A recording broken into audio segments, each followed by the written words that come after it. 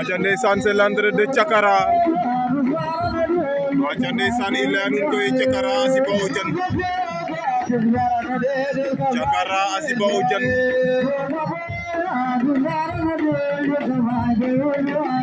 l'entrée de Thiakara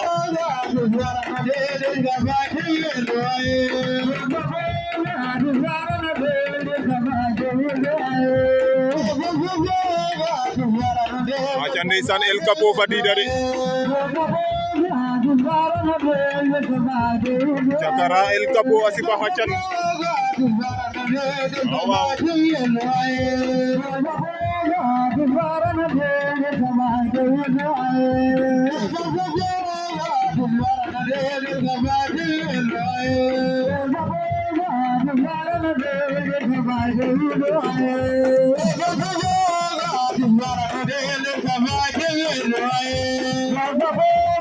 l'entrée de Thiakara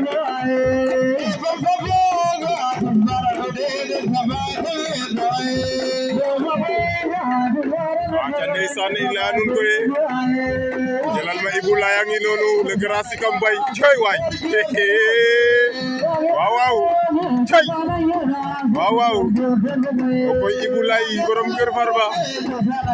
ndeysaan di di ki nga xamante ne moom moo di El Capo aca ndeysaan ñoo ngi bëgg waa Kër Farba rawatina Modou Loum coy waay waaw waaw